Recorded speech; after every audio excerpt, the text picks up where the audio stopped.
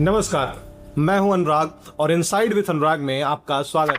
आज हम बात करेंगे पश्चिम बंगाल की, क्योंकि पश्चिम बंगाल में कल एक बहुत बड़ी डेवलपमेंट हुई है। बात यह है कि पश्चिम बंगाल सहित कई राज्यों में जहां चुनाव हो रहे हैं अथवा आने वाले हैं, वहां पर एसआईआर की प्रक्रिया तेजी से चलाई जा रही है। इसी एसआईआर की प्रक्रिया में पश्चिम बंगाल के मालदा जिले में, ये जो इलाका है ये बांग्लादेश के साथ अपनी एक बहुत बड़ी बॉर्डर शेयर करता है। तो ये बात वैसे ऑफिशियली तो नहीं कही जाती है, लेकिन ये एक कॉमन सेंस निकल करके आता है कि इस इलाके में घुसपैठियों की संख्या सबसे ज्यादा होगी, अथवा घुसपैठ की जो संभावनाएं होती हैं, घुसपैठ भी जो होती है वो इस इलाके में सबसे ज्यादा होती होगी। और इसी के चलते एसआईआर की प्रक्रिया में इस जिले से कई लाख लोगों के नामों को काट दिया गया था। उसके बाद एक 7 जजों की टीम भेजी जाती है कि जिन लोगों के नाम काटे गए हैं, क्या कोई व्यक्ति ऐसा है जिसके नाम को गलती से काट दिया गया है। और इसी वेरिफिकेशन के लिए ये जो 7 जज आए हुए थे ये मालदा डिस्ट्रिक्ट में जाते हैं।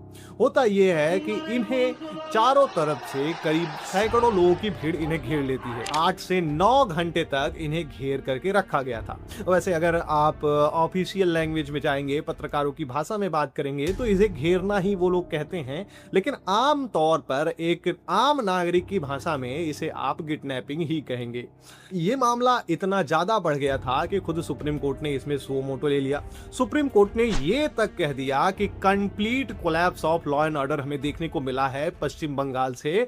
और कोर्ट ने यह भी साफ तौर पे कहा है कि ऐसी चीजें जब केंद्र की ओर से होती हैं तो राज्य का ये एक संवैधानिक दायित्व है कि यह उन लोगों को कानूनी रूप से सुरक्षा प्रदान करे, लेकिन वह पूरी तरीके से इस मामले में फेल हुआ है। 8 से 9 घंटे के बाद सीएपीएफ के साथ मिल करके उन लोगों को छुड़ाया गया था। अगर लेटेस्ट अपडेट की बात करें तो अभी इस पूरे मामले की जांच एनआईए कर रही है, और आज जब मैं ये वीडियो रिकॉर्ड कर रहा हूं, एनआईए की टीम पश्चिम बंगाल में पहुंच भी चुकी है और वो थानों का निरीक्षण भी कर रहे हैं। आज के इस एपिसोड में हम इस पश्चिम बंगाल के चुनावी रण में थोड़ा डिटेल में जानने की कोशिश करेंगे कि आखिर हो क्या रहा है वहां पर। भाजपा असम में जितना लाउड और जितना तेजी से अपने इलेक्शन कैंपेन को चला रही है, उतना ही सुसुप्त तरीका इन्होंने पश्चिम बंगाल में अपना रखा है। इनसे ज्यादा एक्टिव तो चुनाव आयोग इस चुनाव में हमें देखने को मिल जा रहा है। अब कहने को तो पश्चिम बंगाल में अर्धसैनिक बलों की तैनाती भी कर दी गई है। चुनाव आयोग ने भी कुल 483 से ज्यादा अधिकारियों को इधर उधर करके एक निष्पक्षता का चोला भी ओढ़ लिया है। लेकिन जो सवाल है वो अभी भी यही है कि क्या इन सारी चीजों से जो लोगों के मन में, आम नागरिक के मन में एक डर बैठा हुआ है, वो खत्म हो जाएगा। क्योंकि जिन्होंने 2021 में अपनों को अपने सामने लुटते और मरते देखा है, वह इन सारी चीजों को कभी भूलेंगे नहीं। अब ऐसा नहीं है कि इन आम जनमानस के मन में जो डर व्याप्त है इसको हटाया नहीं जा सकता है।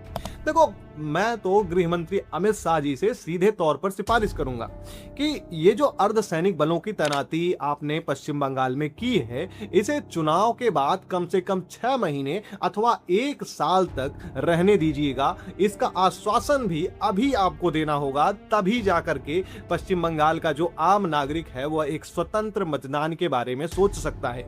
और बिना इस चीज के, बिना इस गारंटी के कि अर्धसैनिक बल चुनाव के बाद रहे, स्वतंत्र मतदान केवल एक मजाक बनकर के रह जाएगा।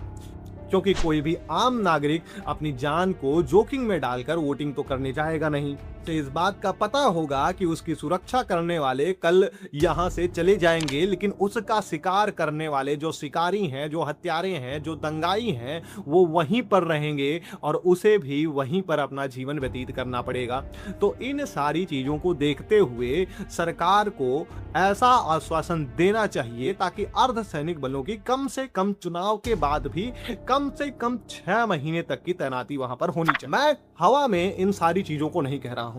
आपको याद है 2021 का वो मंजर, जब भारतीय जनता पार्टी के बड़े नेता दिल्ली में बैठ करके लोकतंत्र की दुहाई दे रहे थे। इतनी असहिष्णुता, इनटॉलरेंस हमने आज दिन तक नहीं देखा है। कार्यकर्ताओं पर जो प्रहार हो रहा है, और बंगाल में अपने ही पार्टी के जमीनी कार्यकर्ताओं को हत्यारों के रहमो करम पर छोड़ दिया गया था। The aftermath of 2021 West Bengal post-poll violence is intensifying. BJP workers who reportedly had fled their homes fearing an assault by the Trinamool Congress members even a year after elections have not been able to return to their own home. They are too afraid, as they say.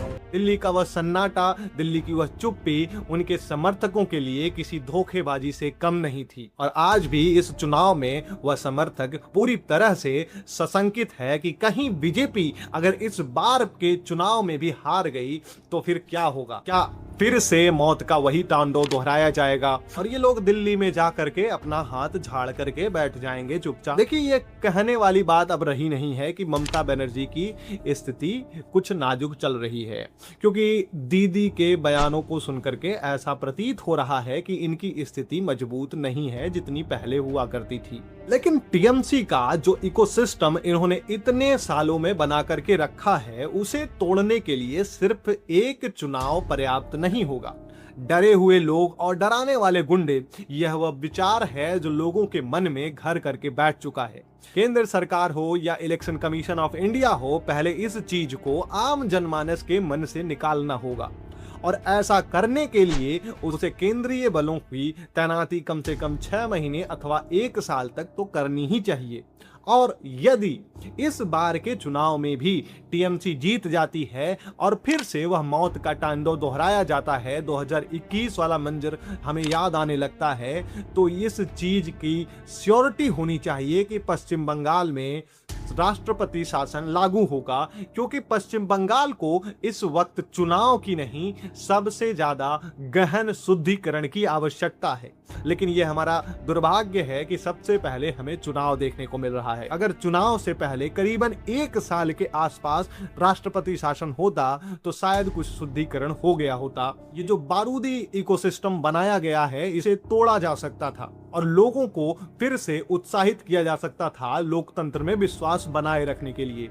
जो सारी चीजें मैं आपको बता रहा हूं, ये मेरी मन गढ़ंत चीजें नहीं हैं। आप खुद से सोच के देखो, जब केंद्रीय अधिकारियों को पश्चिम बंगाल में जाने के लिए 100 बार सोचना पड़ता है, तो फिर एक आम नागरिक से निडर होने की उम्मीद करना तो एक बेईमानी जैसा प्रतीत होता है। बंगाल आज सत्यमेव जयते की राह पर नहीं, बल्कि हिंसा मेव जयते की राह पर चल रहा है, जिसे हमें रोकना होगा। इस पूरे वीडियो को बनाने का यही मतलब था कि जिस तरीके से मालदा में हमें घटनाएं देखने को मिली हैं, जिस तरीके से हमें पश्चिम बंगाल के पुराने विधानसभा चुनाव में 2021 की बात कर रहा हूं, उनमें या फिर पंचायत चुनाव में पश्चिम बंगाल के ही जिस तरीके से हिंसा देखने को मिली है, उससे हमें थोड़ा सबक लेना चाहिए।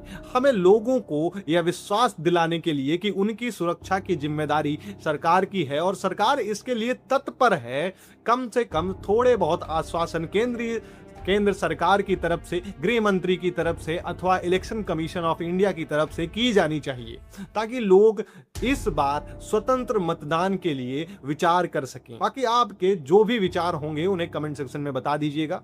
मिलते हैं हमारे अगले वीडियो में, तब तक के लिए जय हिंद।